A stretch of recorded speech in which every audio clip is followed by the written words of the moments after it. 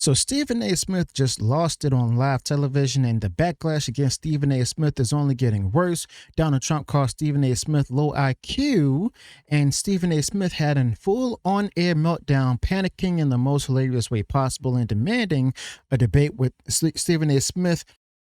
So this is the kind of insane, shocking political backfire nobody saw coming. A sports loudmouth like Stephen A. Smith walking straight into a trap and not even realizing it. So the woke media is already losing its mind, defending him. And trust me, this is just the beginning. So Trump showed up, as you all know, on Madison Square Garden for Game 3 of the NBA Finals, Knicks against the Spurs, kind of event that turns into a circus. The second sitting president walks in. So the Knicks lost that night, 115 to 111, and before the game even tipped off, a certain sports analyst had gone on his begging the president to stay home, warning that, the president would add to the chaos and joking that if New York lost it, it would be somehow Trump's fault. Okay, so the president lost a basketball game.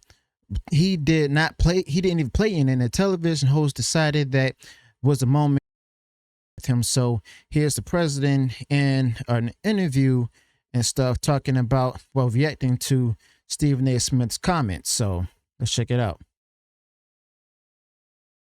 Lost the game. How do you respond to that? Stephen A. Smith, who has talked about running for president, said he would blame you if the Knicks lost the game. How do you respond to that?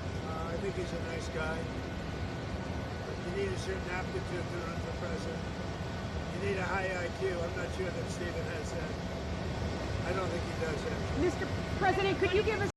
Well, that's all interesting there also, because, now Stephen A. Smith has actually clapped back and everything, and he's really doing this too. So yeah, when the reporter asked him that question, that joke on to Trump on the tarmac, the president did what he always does. He smiled and called him a nice guy as he slid the blade in, where his words were that you need a certain you need a certain high IQ and stuff. You need a certain aptitude to run for president. You need a high IQ, and he didn't think that the man had it. Okay, so it's classic Trump casual jab that lives rent free in your opponent's head for a week. So Smith did not let that sit for even a day. Okay, so the next morning, this is what this dude actually had to say in response to that. I could say I put my IQ up against yours any day of the week. I could go one better. I could ask you why you've been running from me the last year since I wanted to talk to you. I could ask you to debate me since you think you that dude, okay? We can go a myriad of ways with all of this, but I'm not gonna let you off the hook because none of that is important. I do appreciate the fact that you called me a nice guy because don't tell anybody, but I actually am a very nice guy until you tug at me a little bit. And then after that, I got to show my other side.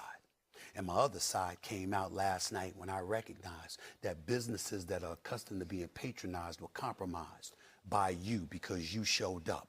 The crowd that surrounded the Madison Square Garden and its surrounding areas, you compromised. I thought you were about the economy. I thought you were about helping New Yorkers because you love New York. I thought you were about making money for people. What happened to the parking garages? How much money did they make? What happened to the local restaurants in the immediate vicinity of Madison Square Garden? How much money did they make? We know you've made a lot of money. We know you keep making money. Okay, well, he's also originally a businessman before he became president. What's his point? Okay, so he went in front of a live national audience, fired back, and didn't hold anything back. Where he told the president he would put his IQ against the president's any day of the week, and then he raised the stakes, saying that he had something even better and challenged Trump on a one-on-one debate while accusing him of running away from him for the past year. So basically, the move had a problem, and I say this as someone who watched the whole political television for a living, and challenging a president to a debate hands him exactly the stage he wants. Okay, so this is a man who basically it has stood on debate stages against presidents and stuff, okay, or president candidates too, against other career politicians, sat across from hostile anchors for a decade, weathered impeachment trials and indictments, and turned every one of those moments into ammunition for his own side. So demanding a debate from the most combative of the modern era on the theory that, proves how smart you are is the kind of confidence that tends to show up right before a highlight reel, okay? And then there's the claim that Trump has been running for him from the year. Smith says that he's been, asking for a sit down for over 12 months and getting ghosted basically for the entire time. So the White House has not confirmed a single word of that, and there's no public record for these requests being made or turned down. I mean, it's a perfect line for a morning show because nobody on that fact checked in real time whether it actually happened is a separate question. And right now, the entire case rests on one man's word on live TV. But none of this is happening in a vacuum. You see, for months, Smith has actually openly flirted with a presidential run, telling anyone who asks that strong consideration of standing on a debate stage as a Democrat. He's flirting on it with it. Okay, I don't think he's actually going to do it, but he says governors, mayors, and people on Capitol Hill have approached him, and that he is no longer, closing the door on 2028. So if he does challenge the sitting president to a debate, he's basically auditioning at least as much as he is defending his pride. So the IQ insult handed him the perfect excuse to do the exact same thing he already wanted to do, which is act like a candidate. Okay. And basically the whole here's where it gets complicated for Stephen A. Smith. You see, Stephen A. Smith, the same man demanding a presidential debate stage, that he has also said out loud that he will only consider running if someone first comes up with a way for him to keep his money. Stephen A. Smith sits on a reported 9-figure contract, basically. Okay.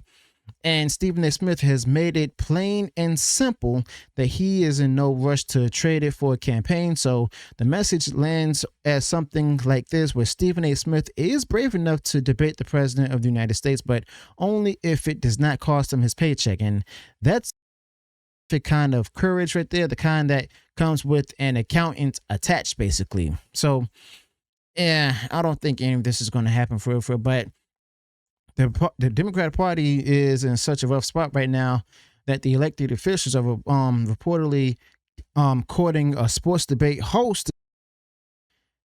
to be their savior in 2028. Okay, so not a governor with a record, not a senator with an agenda, but a man whose entire brand is yelling takes about LeBron James before noon. Okay, so if you are enjoying this breakdown right here and you want more of it without the whole cable news spin, just go ahead to subscribe, because this channel runs on people like yourselves who actually want the full picture. And the fact that this name is even in the conversation tells you exactly how thin the Democratic bench has become. So, I mean, just go ahead and picture this a debate that Stephen A. Smith says he wants to do so badly.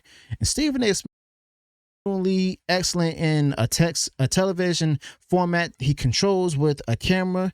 And Stephen A. Smith is comfortable with a co-host who, basically feeds him setups. Now, a real debate and stuff, it's completely different animal with the policy questions and an opponent who has spent 10 years weaponizing exactly that environment. Okay, so yeah, Trump only needs one viral moment to win that exchange, and he's rarely failed to manufacture one. So Stephen A. Smith would be walking into home court basically while telling everyone in earshot that it's his own. Okay, so to be fair to the man, he's not a typical party soldier. He's been saying he's an independent, and he spent the last 2 years hammering Democrats harder than most Republicans even bothered to. On the border, on their messaging, on the way they handled the last election. Okay. He has agreed with plenty of, the things that the people on the right has said, and he's even taken real heat from his own audience for it. So, yeah, that independent streak is a will keep floating his name in the first place. But it also means a debate with Trump will not be a simple left versus right slugfest the headlines are praying for. So basically, there's also a bigger pattern underneath all of this where the line between sports media, entertainment, and politics has basically went on ahead and just dissolved. So we now live in a country where a basketball pregame host can be seriously discussed as a presidential contender, where a courtside seat becomes a campaign stop, and where an IQ insult on an airport tarmac becomes a multi-day national story. Trump understands this dynamic better than anyone else alive because he built this entire second act on it, and Smith is now playing the same game just from the other end of the dial. So the whole episode actually tells us that the 2028 race is just going to be loud, personal, and long before it's even built on policy. I mean, it also tells us that, the president can still, have the entire news cycle focus on him with one offhand comment years out from the next presidential vote. And it tells us the people lining up to replace him have decided him is to outtalk him, which is a plain along line of very confident men have tried and lost, okay, and women too. But the challenge has been thrown. The odds of it ever actually happening sit somewhere close to zero. So I want this because Stephen A. Smith clearly believes he would walk off that stage a winner. So do you think that Stephen A. Smith is serious about a 2028 run, or is Stephen A. Smith just a TV star who loves the attention? Do you also think that Trump ever stage with Stephen A. Smith, or does he let the challenge and Stephen A. Smith sit there and just rot? Drop your honest take on Stephen A. Smith in the comments below, because the split on this one is going to be wild, and I'll see you all in the next one.